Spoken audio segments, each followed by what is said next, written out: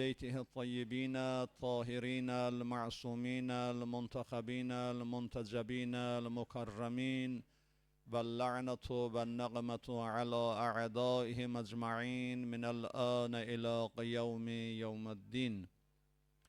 Allah'ın rahmeti, Allah'ın bereketi bu aziz Hüseyni gününde İmam-ı Hüseyin hürmetine ibadetlerimizi, itaatlarımızı, amellerimizi rahmeti dergahında kabul, günahlarımızı, taksiratlarımızı, hatalarımızı affetsin. Ali salavat edelim.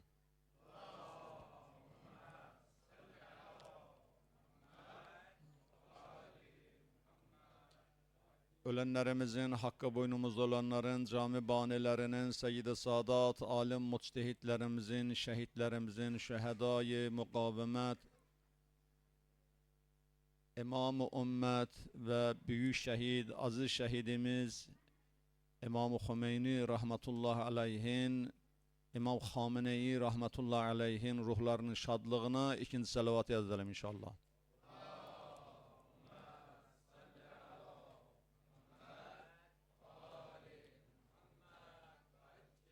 Hazreti Bakiyetullah İmam-ı Zaman İmam-ı Mehdi accelallahu lehul feracın zuhurunun taciline ve bizleri bu aziz imamın yaran ve şiirlerinin karar kılınmamıza üçüncü salavatı edelim.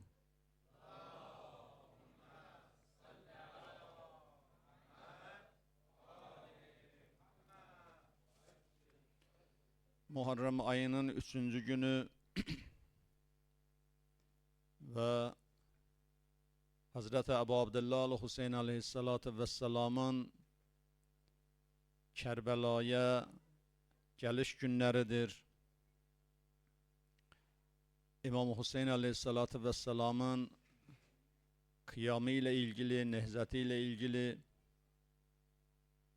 süreçler işleyecektir ve bu Muharremliği ki benim bu son sohbetimdir size bu Muharrem için inşallah Hacı Ağa'nın faziletli sözleriyle İmam Hüseyin aleyhissalatu vesselamın nehzetiyle ilgili, kıyamıyla ilgili bilgilerinden istifade edeceksiniz. Allah kendisine ve sizlere inşallah İmam Hüseyin yolunda, İmam Hüseyin davasında Şıkağanın önderliğinde muvaffakiyetler versin inşallah. İmam Hüseyin aleyhissalatu vesselam ile İmam Ali aleyhissalatu vesselam konusunda bir konu var ve bu özellikle gençlerimizin kafasında oluşturan bir soru ve halledilmesi gereken bir soru, artı ehl-i sünnetin de bizlere hep savaşlarla karşı karşıya kaldı. Dolayısıyla hem Mekke-i Mükerreme'de, özellikle de Medine-i Münevvere'de İslam dinine iman getirenler araştırarak iman getirmemişlerdi. Bilinçli iman getirmemişlerdi. Kabile, Araplarda kabilelik var. Kabile reisleri gelerdiler. Büyükler gelerdiler. Akil insanlar gelerdiler. Resulullah'a iman getirerdiler. İslam dinini kabullenerdiler. Allah'ın vahdaniyetini kabullenerdiler. 10 bin kişi, 20 bin kişi, 30 bin kişi, 5 bin kişi, 4 bin kişi neyse onların hepsi büyükleri iman getirdiklerinden dolayı onların sözleri onlar için geçerliydi ve iman getirerdiler. Ve dolayısıyla 13 yıl Mekke, 10 yıl Medine-i Münevvere'de, 23 yıl farzında iman getiren Müslümanların kahir çoğunluğu, ki Müslümanları ele aldığımız zaman tabiri caizse parmakla sayılabilecek insan bilinçli olarak iman getirmişti. Ve dolayısıyla Resul-i Ekrem sallallahu aleyhi ve sellemin vefatından, şehadetinden sonra Sakifə sanatosu olayı başladı. Sanato cümləsi Şıxağaya aiddir.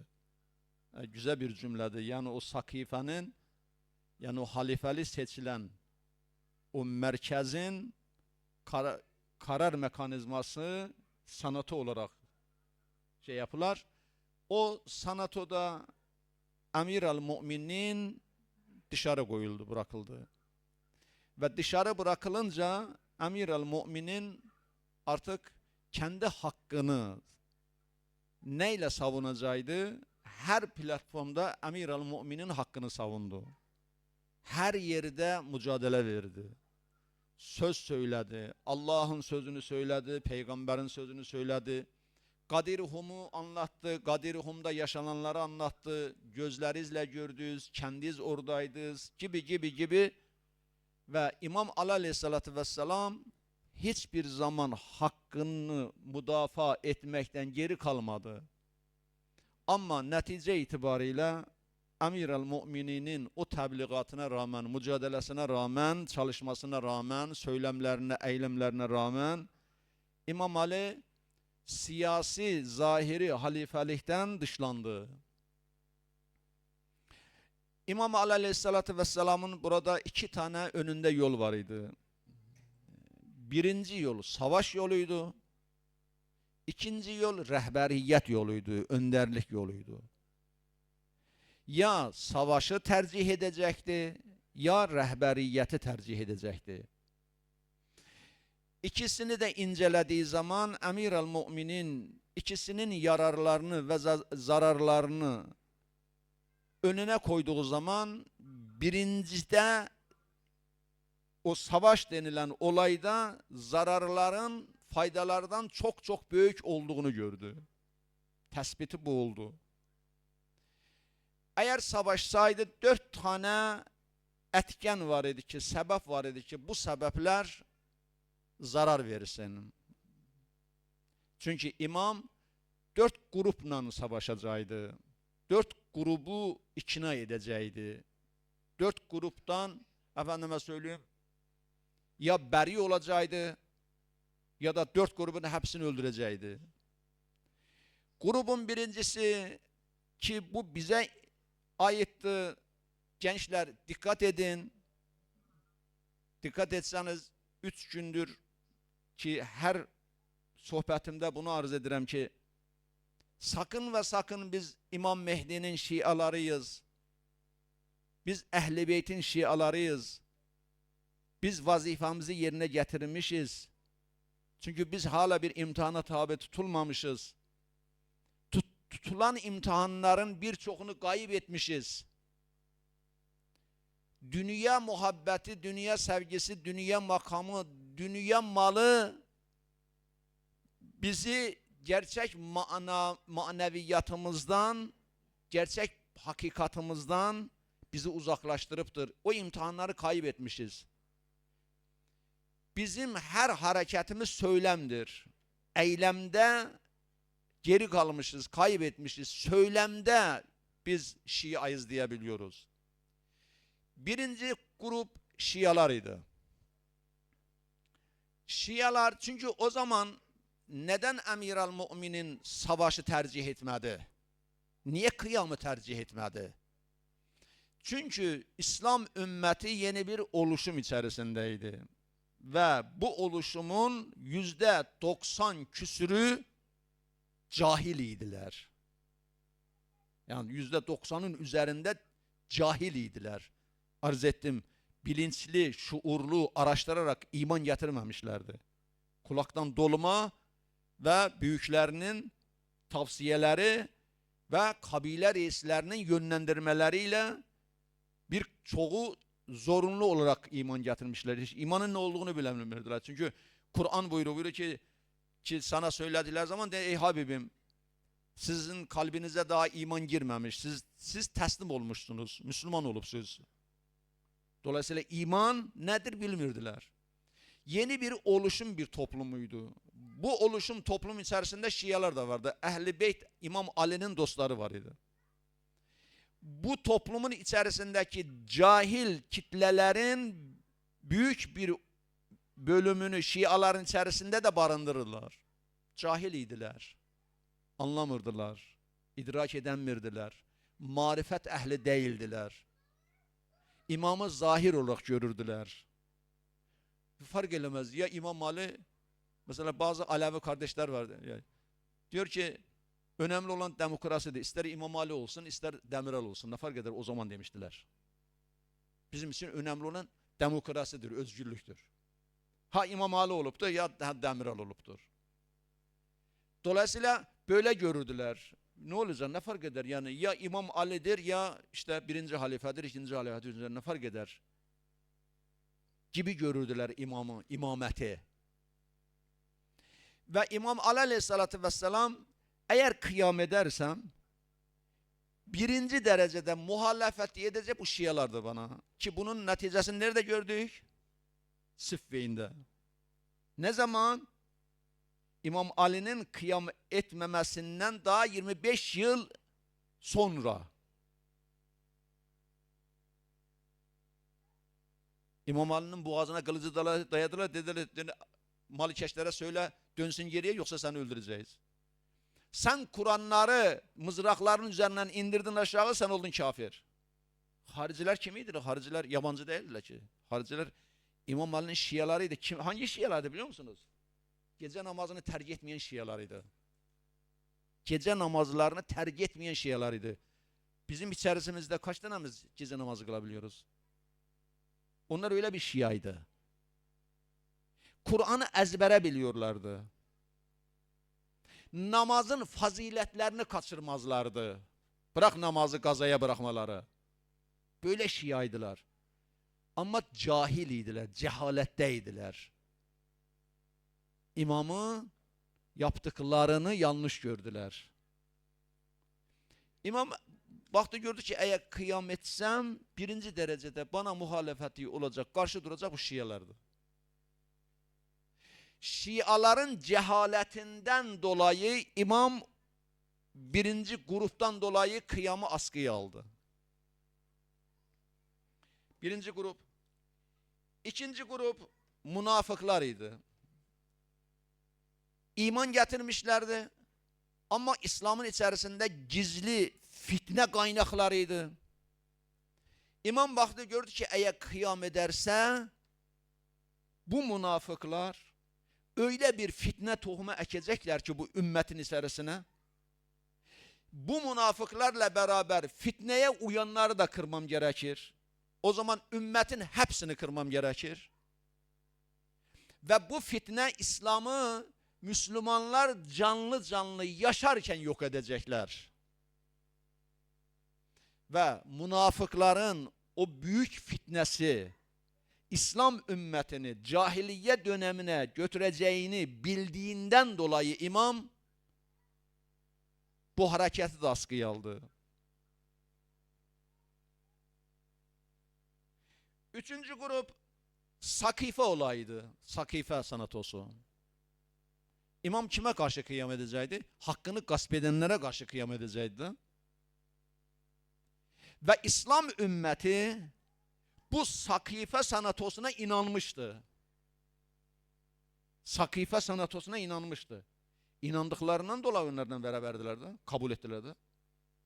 Eğer imam baktı, gördü ki eğer bu Zülfurgar kılıcını, bu Sakife sanatosunu oluşturan 60-70 küsür kişi var, bunlara karşı kullanırsa ümmet yerinden kalkacak. Ümmet yerinden kalksa imam gerek bunların hepsini katlederdi.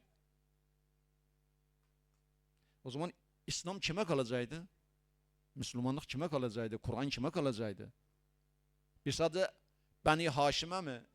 İmam Aleyhisselam buyurdu, alın ben 17, 18, 20 tane Beni Haşim akrabalarımı yanıma, gençlerin yanıma kıyam edeyim. İslam bu 17-18 kişiye mi kalacaktı? Baktı, gördü ki yok. Bu da olmur. Çünkü toplum nedir? Toplum İmam Ali Aleyhisselatü Vesselam'ı anlayacak türde değil. Dördüncüsü, imam bu üç tane iç gruptan mücadele edin. Eğer ben bunlardan mücadele edersem bir de dış düşman var. Roma ve Bizans İmparatorluğu Müslümanları ve İslam'ı gözetim altına almış. Hey fırsat kolluyor ki bunların içerisinde bir kargaşa çıksın ve çöksün İslam beldelerine, Müslümanları yok etsinler ve gasp etsinler, her tarafı işgal etsinler. Kalan Müslümanlar öldürdüklerini öldürsünler. Müslümanların namuslarını esir alsınlar. İstedikleri şekilde de pazarlarda şunlar da bunlar da satsınlar. İmam Ali Aleyhisselatü Vesselam düşmanın tehlikesini İslam ümmetine anlatabilmeyecek kadar mazlumuydu. Yani o ümmete anlatabilmedi ki ey ümmet bakın karşıda bir düşman var. O düşman bizi yutar. O yutmaya engel olmak için o ümmeti bir arada toplamayı İmam Ali Aleyhisselatü Vesselam bu ümmete güvenemedi. Ve tehlikenin büyüklüğünü gördü. İmam Ali Aleyhisselatü Vesselam bundan dolayı kıyam edemedi. Kıyam etseydi İmam Ali 23 yıl Resul-i Ekrem sallallahu aleyhi ve sellemin bütün zahmetleri boşa gidecekti. Her şey mahvolacaktı. Ve hiçbir şey kalmayacaktı. Bu masumdur. İmamdır. İmam Ali Aleyhisselatü Vesselam neyi tercih etti?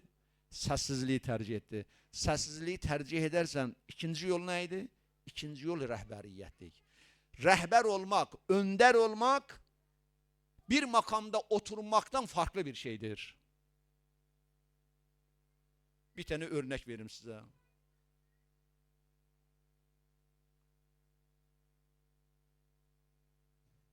İslam Cumhuriyeti.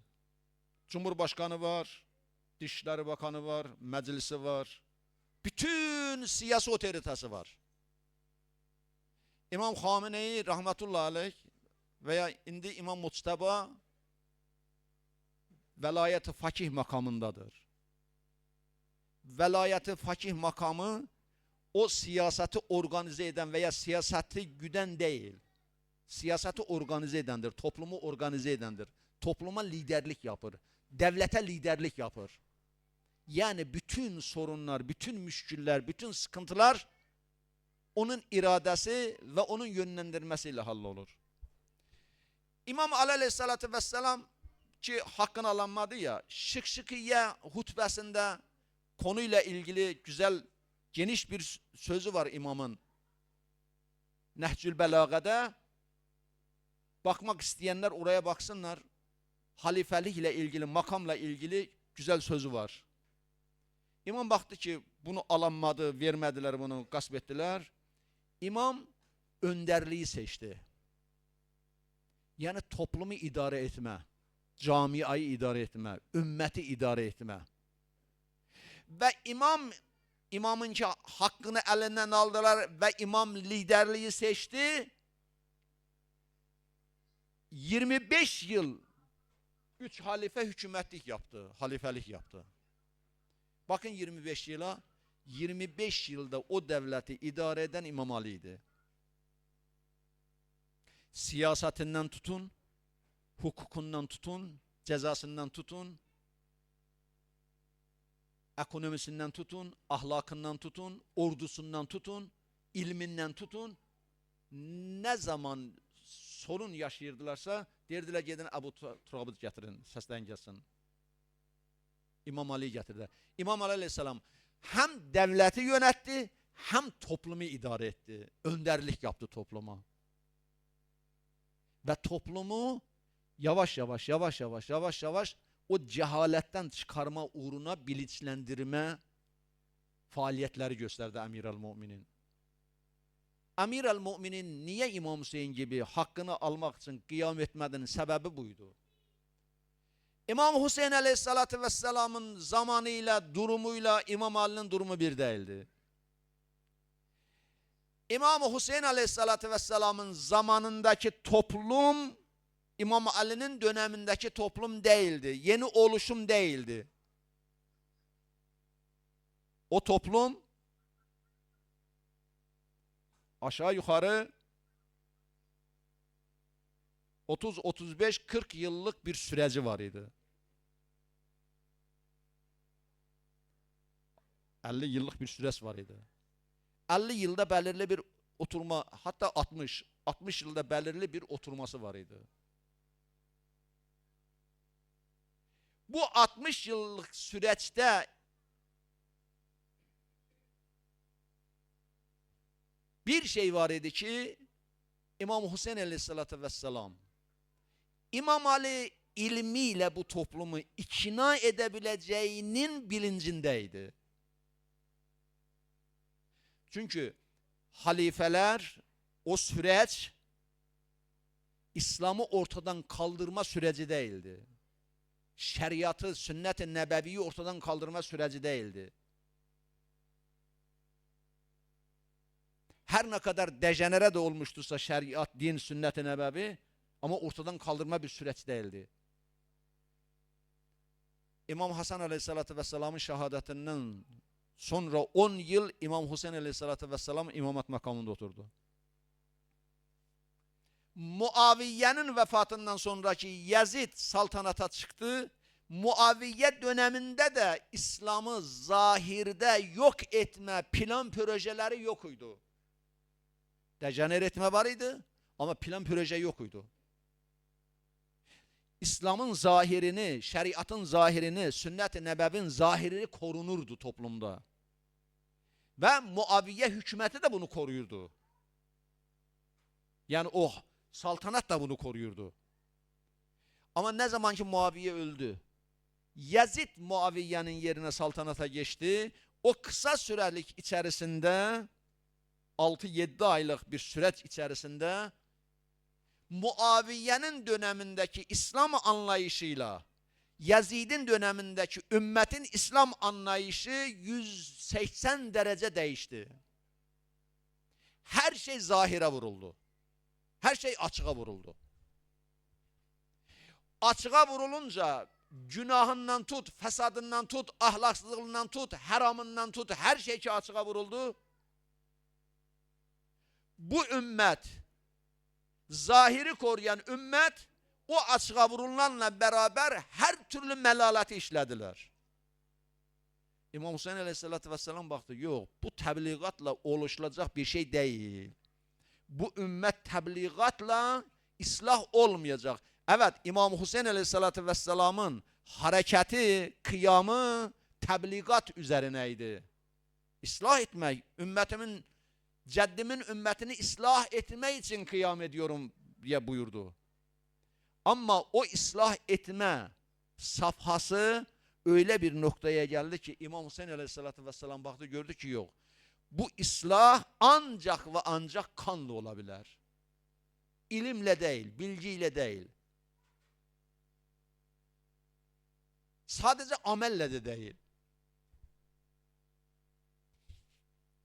Yani bir hükümetin İslam halifeliği iddiasında bulunan bir hükümetin valisi sarhoş sarhoş insanlara namaz, cemaat namazı kıldırıyorsa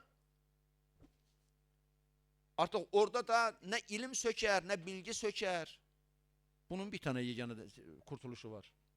O da canla kandır. İmam Hüseyin Aleyhisselatü Vesselam kanla, canla kıyamını gerçekleştirmek mecburiyetinde kaldı. Severek. Yani ümmetin islahlığı noktasında İmam Ali'nin bakışıyla İmam Hüseyin'in bakışı, İmam Ali'nin dönemiyle İmam Hüseyin'in dönemi farklıydı. Onun için İmam Aleyhisselam kıyam etmedi. Kıyam etmeyerek İslam'ı korudu. İmam Hüseyin Aleyhisselatü Vesselam kıyam ederek İslam'ı korudu. Dini korudu.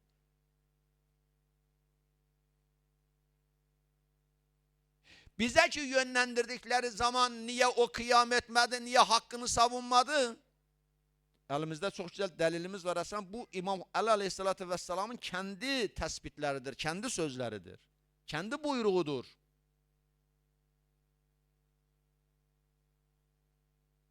Evet, bir yerde ki eğer gerçekten orada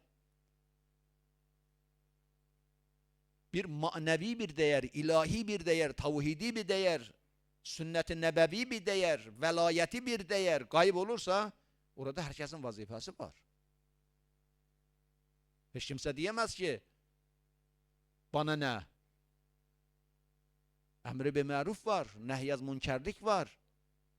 Her birimizin İslam'ı, davayı muhafaza etmek, mektebi muhafaza etmek, tavhidi, velayeti muhafaza etmek için her birimizin bir vazifesi var.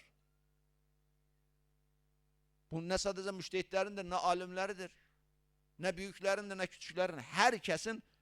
Herkes kendi çapında ne yapabilir, ne edebilir? En büyük vazifemiz en azından haramdan kaçmaktır da. Haramdan kaçacağız. Günahtan kaçacağız. Fesattan kaçacağız.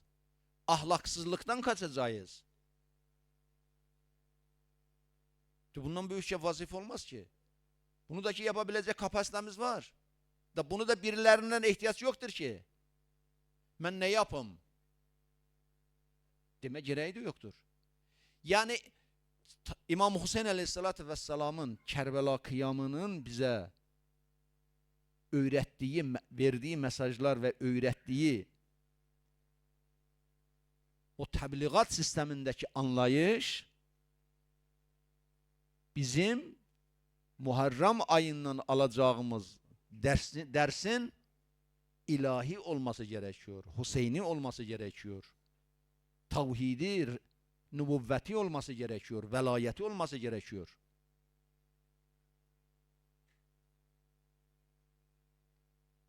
Hem günah işleyelim hem İmam Hüseyin'i tutalım. Yok böyle bir şey. Hem haram işleyeceğim hem de ya Hüseyin ya Hüseyin diyeceğim. Kimi kandırırıq? Kendimizi mi kandırırıq, Allah'ı mı kandırırıq?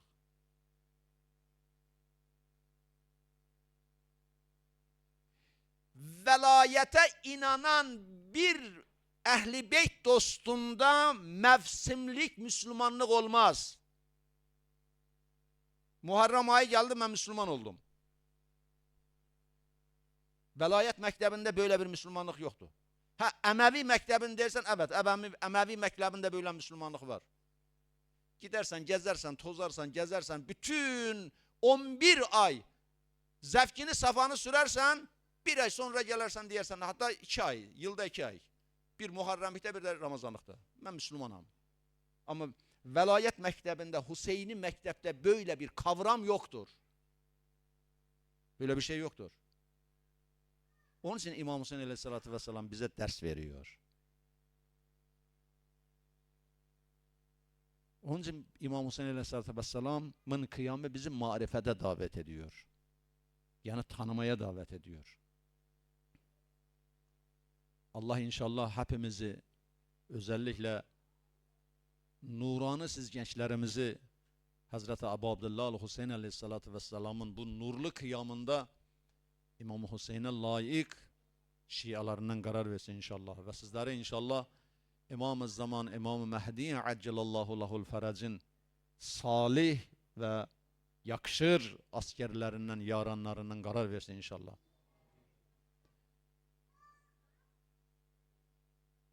Kerbela'nın bir de manevi gönül sahnesi var. O gönül sahnesi olmasa bu anlattıklarımızın hiçbir şey bir eser olmaz. Sadece bir roman gibi dinleyerek geçip gider. Ama o gönül sahnesini ki gönlümüzde koyduk, o zaman anlarız ki bu söylenenler bu tevekkülün sözü değil. Bu söylenenler İmam Ali'nin sözüdür. Bu söylenenler İmam Hüseyin'in sözüdür. O bizim hayatımızda etkili olarak oylum. Muharrem ayının 2. günü, yani dün